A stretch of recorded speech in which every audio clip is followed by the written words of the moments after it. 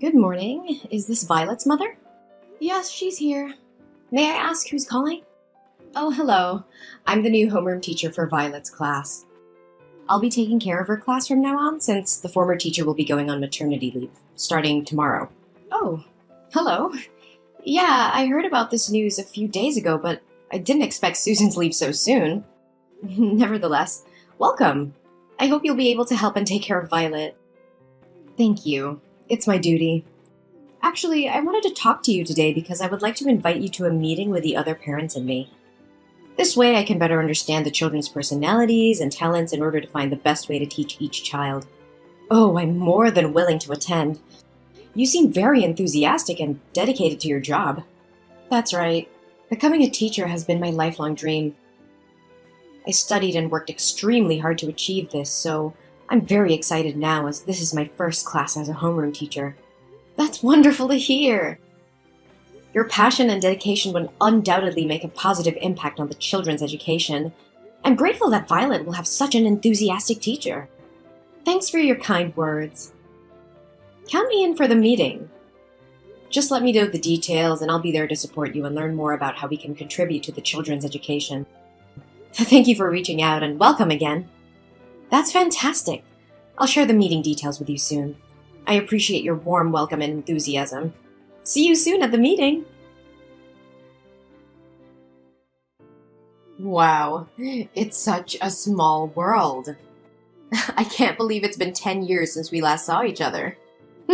You have no idea how sad I was when I heard you transferred schools. Why do you keep running away like a scared mouse, just like you did 10 years ago? What more do you want from me?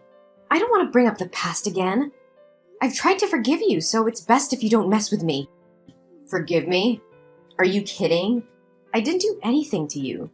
We used to be best friends. If anyone needs to beg for forgiveness, it's you for moving away and taking the joy from my everyday school life. Best friends? You were a bully. You ruined my life. Oh, come on, don't be such a drama queen. Haven't you always wanted to be the most popular girl in school? I was just trying to help you. But don't be so hard on me. Those games were really fun. Do you call those inhumane acts, insulting others and making me live in fear every morning, a joke? You started a game where people at school were rewarded for throwing the most food at me, and from then on, every lunchtime was a nightmare. Everyone in school competed to throw whatever they could at me. Even when I hid on the balcony or the restroom, you always found me to continue that cruel game. Yeah, that was so much fun. From then on, I was covered in food every day and smelled. You even told everyone I was a trash can, and since then, my locker was always filled with disgusting garbage, along with curses and wishes for me to die. Never mind, they just said it for fun. The climax was the prom night in our second year of high school. You told me that the theme of the prom was to dress up as an animal. At that time, I was foolish enough to believe your lies and think that you wanted to make up with me. So I accepted your offer to do my makeup and dress up as a chicken. But when I arrived, everyone laughed and pointed at me. You even manipulated people to vote for me as prom queen. And when I was dragged up to accept the award, you poured a bucket of blue paint all over me. Oh yeah, you looked like a Smurf. Oh, I still find it funny to this day. You have such a good memory. How do you remember everything in such detail? I wish I could forget about it too, but those memories left a big psychological impact on me. Despite attending numerous therapy sessions, I still can't erase those horrible experiences from my mind. Ugh, chill out. Can't you take a joke? Those weren't jokes, Farah. They were acts of pure cruelty and humiliation. I was tormented daily, emotionally and physically scarred by her actions. My self-esteem was shattered and I lived in constant fear and embarrassment. Ugh, lighten up, you were such an easy target. Besides, you should have been grateful for the attention. It's not like you were anyone special before. Grateful? Are you serious? No one deserves to be treated the way you treated me. I was a human being just like you. Those acts of torment weren't funny or playful. They were a violation of my dignity and a betrayal of our supposed friendship. Friendship? Ha! You were always so pathetic and desperate for acceptance. I was just trying to toughen you up, make you stronger. Look at you now. Isn't it thanks to my upbringing that you dare speak up against me instead of crying and resigning yourself all day like before? Toughen me up? No! You were just a bully. You enjoyed having power over me, relishing in my pain and suffering. You had no regard for the consequences of your actions or the emotional scars they left behind. Ugh, stop playing the victim. It's been years and you're still dwelling on the past. Get over it already. Get over it. How can I forget the years of torment, the humiliation, and the constant fear? These experiences have shaped who I am today, but I refuse to let you define me any longer. I'm stronger now and won't allow you to belittle my pain. Whatever. You're just being dramatic. It's not like it affected you that much. Those are just rebellious acts. Almost every teen goes through that phase. I believe that when Violet grows up, she'll do the same thing I did to you. Oh no, she'll definitely turn out to be a failure who needs to be taught a lesson, just like her mother. Perhaps in the near future, I'll have to dedicate myself to taking care and paying attention to Violet. She'll be my favorite student from now on. How can a person like you, with such a biased, immoral, and shameless mindset, become a teacher? I will notify the school immediately so they can remove you from your position and find a more suitable teacher for my daughter's class. I refuse to have my child influenced by someone as inhumane as you. What do you think you can do? Don't you know that the principal of this school is my father? Go ahead and share your opinion. Try everything you can to get me fired. But guess what? My father will make sure to write negative comments on your child's school records, making it difficult for her to find a school anywhere else in the future. I will tell the truth about you to other parents, and I'm certain they will support the change of teachers. Oh, really? But let me tell you something. The process of making complaints and getting things done can take months, even years, for the council to consider your opinion. So what do you think your daughter will go through during that time? Let me enlighten you. Elementary school kids can be even more manipulative than high school kids. You underestimate my determination to protect my child. I will not let your influence continue to poison the school environment. I will gather evidence, reach out to other parents, and together we will fight for a safe and nurturing educational environment for our children. Go ahead and do your worst. But remember, I have my ways of protecting myself and ensuring that my position remains secure. You can't defeat me. We'll see about that, Farah. I won't back down. The truth will prevail, and your reign of cruelty will come to an end. You may have power within the school, but I believe in justice, and will fight for it until the end. So inspirational and touching. We'll see who comes out on top, Ella. Just remember, I always have a trick up my sleeve. Hello, Jellyfish Mom. Today I have an announcement to make regarding your daughter's recent misconduct. As her homeroom teacher, I have taken disciplinary action in response to her poor behavior. And before you jump to conclusions, let me clarify that this has nothing to do with holding a grudge from the past or intentionally causing trouble with your daughter. This is simply a conversation between a teacher and a parent to inform you about incidents of cheating and stealing involving Violet and her classmates.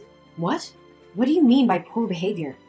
Are you saying my daughter cheated on her exam and stole from her classmates? Yes, that's exactly what I mean. During a math test today, I noticed Violet looking at her classmates' papers and even exchanging answers with them. A math test? That can't be right. Violet excels in math. Last year, she even represented the school in an inter-school math competition. How can you be so sure that she hasn't neglected her studies this year? Perhaps she resorted to cheating out of fear of embarrassing her friends. Furthermore, today was Violet's day for classroom duty. When her classmates returned to the class after playing, many of them discovered that their belongings were missing. Crayons, hair bows, game consoles. They were all found in Violet's locker when we conducted a search. How is that possible? Something doesn't add up. I am confident that Violet would never steal from her friends. Someone must have framed her. Accept the truth. You have failed to raise your daughter properly. As an experienced teacher, I can clearly discern if a child is lying or not. Moreover, she has already confessed her mistakes in front of the class. What? Did Violet herself admit to cheating and stealing? Yes, indeed. Although I had to use a professional method as a teacher to get Violet to admit her mistakes. What do you mean by professional method? Well, as an expert in educating children, I know which methods work best. In this case, a light spanking with a ruler was employed.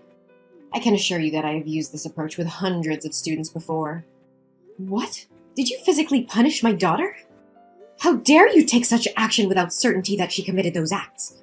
You coerced and assaulted her just to force her into admitting fault? And you still call yourself a teacher? Oh, please, she simply needed to face the consequences of her actions. By the way, I'm disciplining Violet, so she'll be returning home 2 hours later than usual today. I have lesson plans to work on for tomorrow, so I won't be able to continue this conversation with you. No, you're not going anywhere until you clearly explain what punishment you're referring to. What have you done to my daughter? Oh, don't worry, you'll find out soon enough once she arrives home. Today I decided to test out a new punishment method, and your daughter was the first one to experience it. She'll be so grateful to me for a refreshing summer look. What on earth are you talking about? Oh, just relax, it's no big deal. Today was career day at school, and my class happened to open a salon shop. So I made a small adjustment to Violet's hair.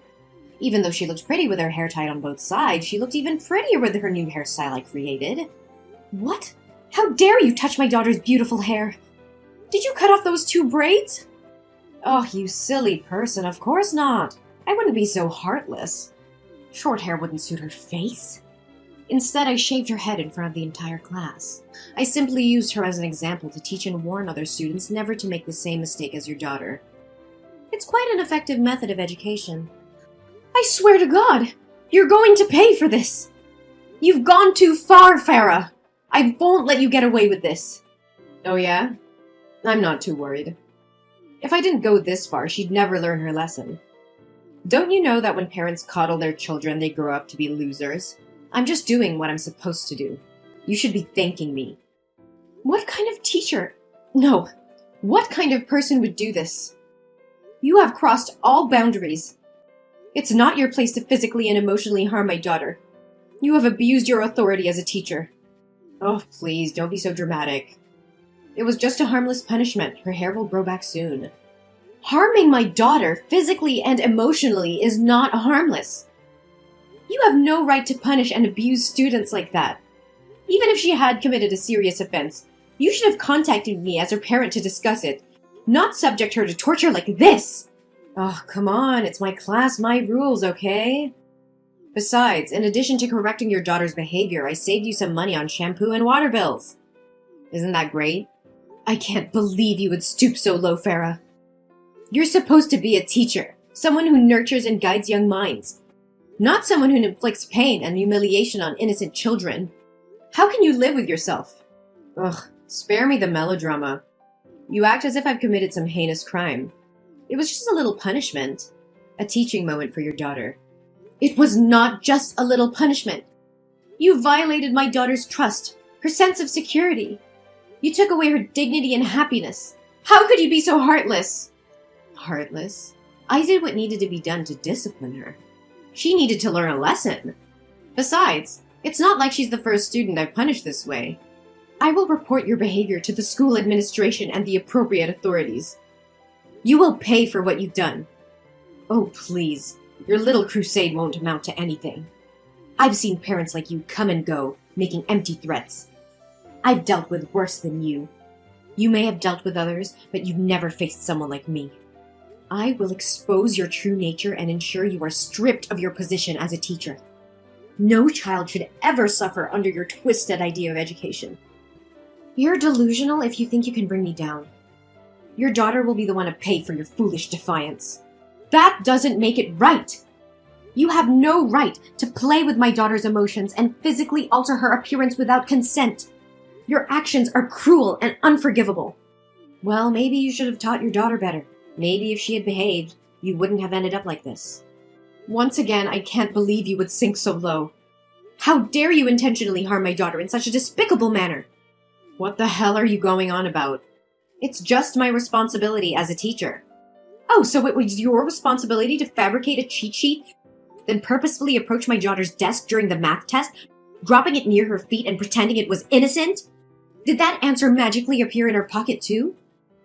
And let's not forget your responsibility to rummage through other students' belongings, hide their items in my daughter's locker, and play innocent while they search for their possessions. You're truly cunning and conniving. What in the world are you trying to imply? Are you making up stories to protect your daughter and shift the blame onto me? The other students in the class will back me up. Oh, you think so? Well, I happen to have video evidence of your malicious actions towards my daughter. Video? What video are you blabbering about? Maybe Susan forgot to mention that there are security cameras installed in the classroom, ensuring parents have complete oversight of their children's safety and the quality of education. Today, those cameras captured everything. What? Security cameras? How is this possible? Why was I never informed? These cameras were installed due to the alarming rise in school security incidents. To protect their child, parents in our class contributed funds for their installation.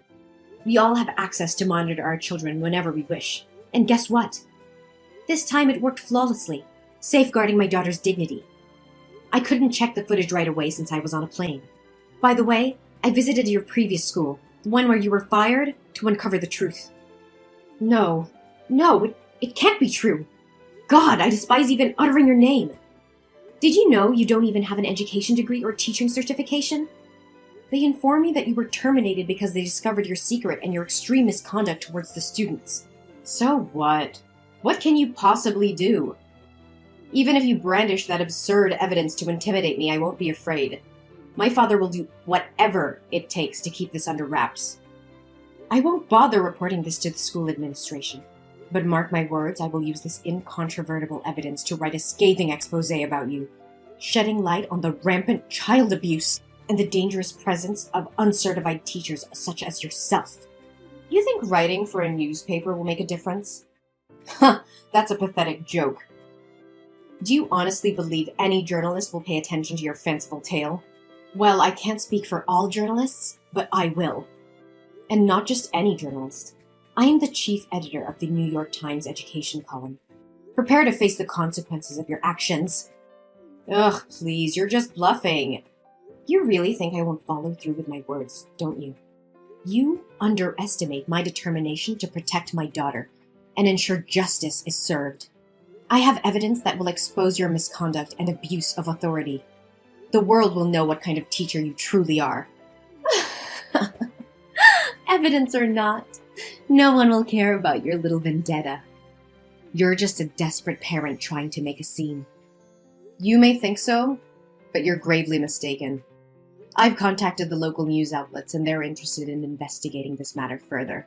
They understand the importance of protecting students from abusive educators like you. Local news? That's all you can manage? They won't have the reach or influence to make a significant impact. That's not all. I may have started with local news, but I won't stop there. I will reach out to national and international media, sharing the evidence of your deplorable actions. I will make sure every parent, every educator, and every responsible citizen knows what you have done. You can try, but I have powerful connections that will protect me. No one can touch me. Connections may shield you temporarily, but they won't save you from the relentless pursuit of truth. The public will demand answers, and those connections will crumble when faced with undeniable evidence. You will be held accountable for your actions. This can't be happening. You can't ruin my career like this. You ruined your own career with your unethical behavior. I'm merely shining a light on the truth. You have no one to blame but yourself. Please, Ella, I beg you, don't go through with this. I made a terrible mistake, and I deeply regret my actions. I never meant to harm your daughter or any other student. I was just frustrated and lost sight of my responsibilities as a teacher. I'm truly sorry for the pain I've caused. Ella, are you listening to me? Ella, come back here! How dare you block me? Ella! The public became aware of Farah's student abuse incident, and the news spread like wildfire. Outraged parents, teachers, and community members demanded justice for the students who had suffered under her care. The evidence, including the surveillance video, was presented in court, leaving no room for doubt about Farah's actions. Farah's trial was swift, and she was found guilty of child abuse and misconduct. The court sentenced her to a significant prison term, ensuring she would be removed from any position of authority over children. Her reputation was shattered, and she lost everything she had worked for. But the repercussions did not end there. The investigation into Farah's actions shed light on deeper issues within her father's school. It was discovered that he had been embezzling funds and covering up incidents of abuse. The authorities launched a thorough investigation, and both Farah's father and the school faced legal consequences.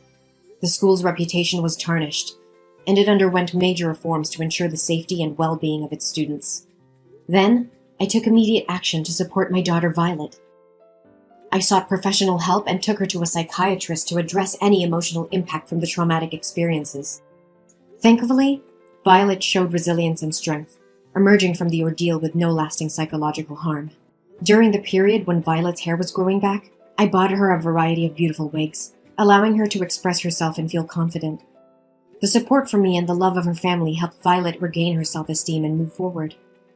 Meanwhile, teacher Susan, who had been on leave, returned to the classroom. Her presence brought a sense of stability and positivity back into Violet's life. With a nurturing and supportive teacher, Violet thrived academically and emotionally, embracing her love for learning and her classmates.